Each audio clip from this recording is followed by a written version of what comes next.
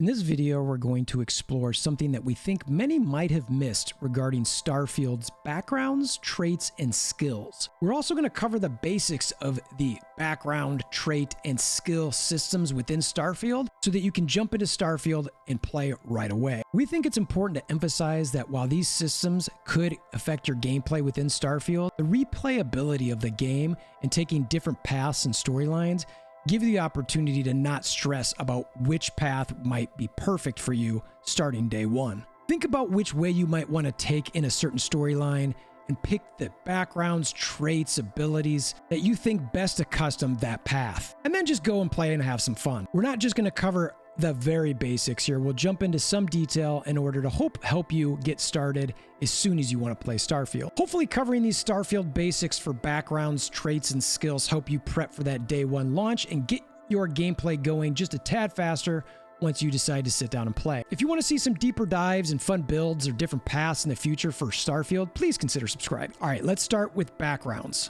Background is basically who do you want to be in this game? Who are you? Are you a chef? Are you a diplomat? Are you a gangster? Are you a beast hunter? There are multiple options here that you can choose about which direction you want to go. We again believe this helps with the potential of replayability of this game, so we're going to keep saying this. Pick whatever you think is going to be the most fun in that particular story journey that you want to take. You can always do more adventures on rounds 2, 3, 4, 5, etc. The storylines in this game seem to be almost endless. So if you want to play as a rebel who's just going around stealing and thefting and all that sort of thing, pick it. See if you enjoy it. See how the story arc goes. You want to be a miner who just helps save civilization or gets rare materials from her, then pick things along those lines. Either way, pick a path that you think you want, play it until you just don't have any fun with it anymore, and you know what, maybe start over and try a different one. It's going to be really exciting to see what different paths are within this game and how much fun each one is. You'll notice depending which background you pick, whether it's a chef or a gangster, etc., it will give you 3 different starting skills. We're going to say it again. We're not going to stress too much about these skills though, because we're expecting that you're going to build up the other ones as needed. This is just to get you going. But at that same time, you might want to have certain skills that get you started on the path that you want right away. One thing that we want to point out that we're not sure many other people have noticed is that we think these starting skills might be different based on your biometric ID. A lot of people are saying that they think Bethesda might have been changing which skills these are, but we noticed is that they were actually different between a male biometric ID and the female biometric ID that they showed in the pictures.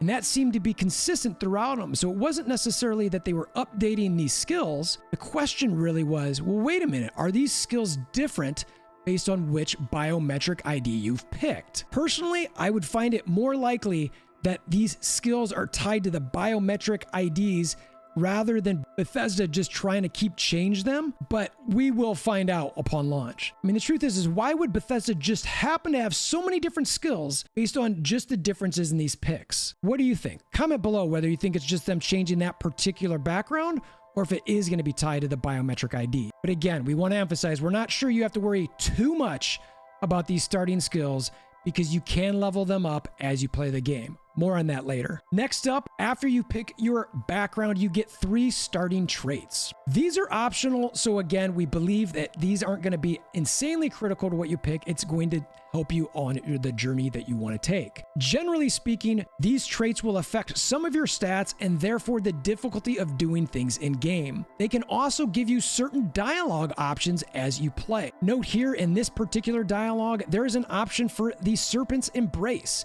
If you do not pick that religion, then you would not get that option. Again, this gives you an option to have multiple replays with the game. Maybe you want to try the Serpent's Embrace pathline and see where that takes you. Maybe you want to pick a certain faction like United Colonies and see where that takes you. The options could be endless here. It's all about what you feel like doing that run through. So again, don't stress too much. Just think about which direction you might want to go and try to pick backgrounds, traits, skills that help you on that journey. So these traits are very much going to impact your storyline journey through the game.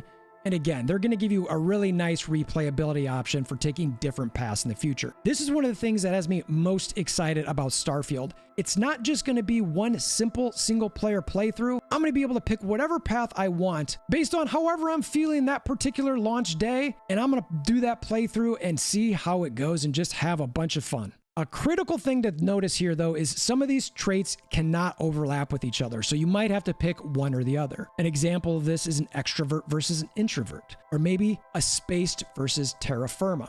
Or there's some bigger ones where you can only pick one, like religion. With your religion, do you want to be your raised enlightened? These originally used to have a store associated with, but they've been updated so that you get special access to a chest full of items depending on which religion you have, at least as far as raised enlightened versus raised universal. These are essentially the same, you just get to pick access to a special chest based on which religion you have. Both of those are going to be in New Atlantis. The other religion, which is Serpent's Embrace, is a little bit different than those two, where grav jumping provides you a temporary boost to health and endurance, but health and endurance are lowered if you don't continue jumping regularly. So depending how they look at grav jumping, whether that's you on the first person environment jumping around, or if that's you in your spaceship making sure that you've got to jump from system to system, it's going to be important that if you choose the Serpent's Embrace, that you continue to grav jump as much as possible. Either way, you can only pick one of these religions.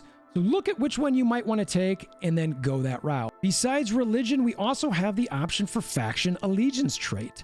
These are your Freestar Collective, or a Neon Street Rat, or your United Colonies native. Similar to other backgrounds and traits, it's again going to allow you a particular path. With your Neon Street Rat, you grew up on the mean streets of Neon. You gain access to special dialogue options and better rewards from some missions of Neon. Crime bounty by other factions is greatly increased, but again, you cannot combine this with other faction allegiance traits. Some advantages are additional Neon faction dialogue options and better rewards from those Neon factions. A disadvantage is a crime bounty towards these other factions is greatly increased. With the United Colonies native, you gain special access dialogues once again, and better rewards from some missions given by this specific faction. And your crime bounty by the other factions is greatly increased. So again, depending which path you want to take will determine which one of these you want to pick. Arguably, you could pick each one of these, and this is 3 specific playthroughs that you could do. Pick one, do that playthrough. With the religions, same thing. Pick one, do that playthrough. Maybe there are 6,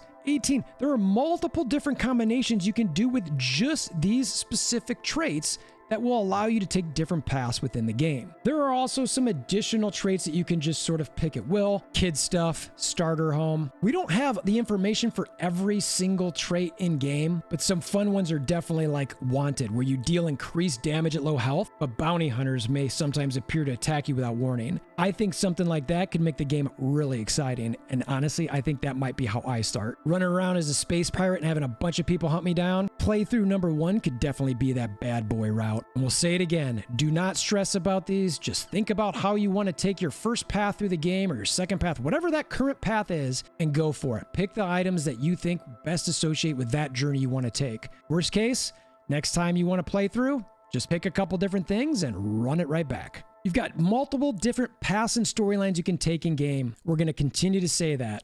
And last but not least, we have our skills.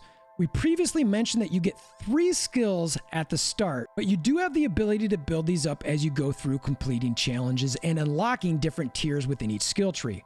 So again, don't stress too much. We're going to tie back to that concept we keep reinforcing. Depending on what story path you want to take, these skills might matter. So think about what that story path is going to be and pick the skills that you want associated with and build those specific trees and lines accordingly. If you're looking to be a space pirate who goes around fighting a lot, you're probably not going to want to be somebody who's really building a bunch of science skills, unless that somehow helps you do something that you want to do to be a better space pirate. You might want to look at combat, social, physical, so that way you can last longer, fight better, can persuade people to do a little bit more of your bidding. As far as the skill trees that we've got, there are 5 total. We've got physical, we've got social, we've got combat, we've got science, and we have tech. Physical describes your character's physical abilities such as endurance, carrying capacity, running speed, stealth, concealment, and there are 16 physical skills out of a total 82. The social skills tree describes the ability to interact with other characters in game and your everyday life skills. There are 16 of these. These really focus on dialogue choices and non-hostile resolutions. Combat. This describes your abilities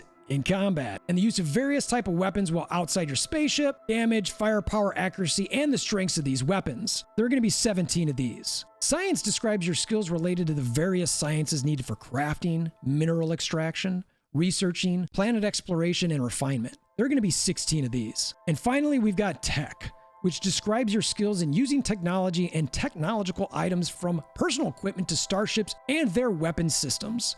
There are 17 of these. Within each one of these skill trees, there are 4 tiers. Tier 1 appears to be called Novice, Tier 2, Advanced, Tier 3, Expert, and then Tier 4, potentially Master. You can see how each of these rows signifies a tier on the skill tree. As you assign points within each of these, you have the ability to go deeper and deeper into these skill trees and gain access to the higher tiers. We're going to do a video where we go through extensively every skill in each one of these skill trees, so we don't want to do that now, but we do want to give you some examples of things in game.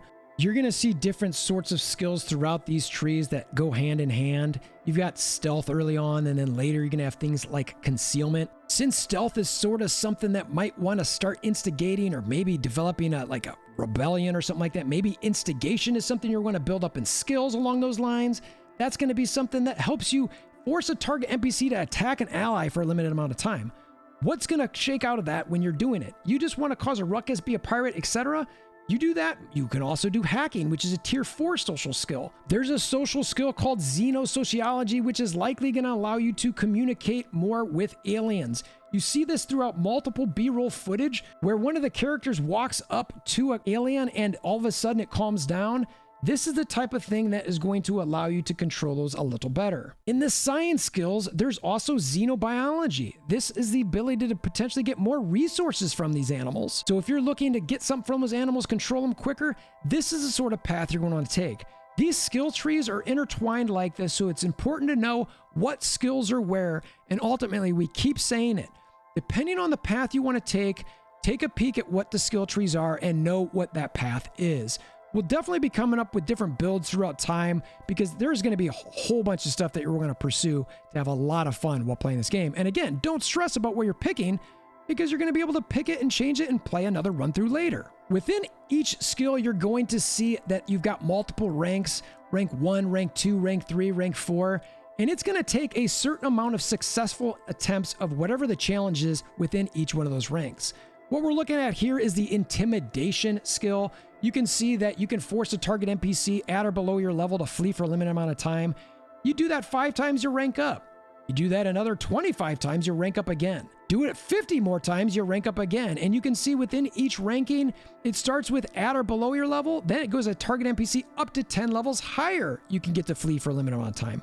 At rank 3, it's up to 20 levels higher that you can get to flee for a limited amount of time. And then on the final rank, you can intimidate targets, now flee for a substantial amount of time. Each skill is going to work along these ways where you get better and better. It can be a combat skill like ballistics, where each ranking you can see that you do 10% more damage. Rank 1, you get 10% more damage. Rank 2, you get 20% more damage. Rank 3, you get 30. And then rank 4, the range is also increased by 30% as well. If you are looking to do some studying prior to launch or prior to starting the game, we're going to recommend gamesmap.com that's got some information on game where you can go through and look at not just the skills and backgrounds and traits, but all sorts of different information regarding Starfield. At the end of the day, the backgrounds, the traits, the skills, they're all going to help you narrate your journey a little bit easier. So up front, pick what you think your journey is going to be, and then pick the backgrounds, the traits, and the skills that are going to help you best accomplish that goal. There's sometimes the opportunity to maybe diversify those, but ultimately, if you want to be a pirate, pick things that are going to help you pirate better. If you're somebody who wants to build outposts and gather resources, pick things that are going to help you do that better. It's not going to be any more complicated than that.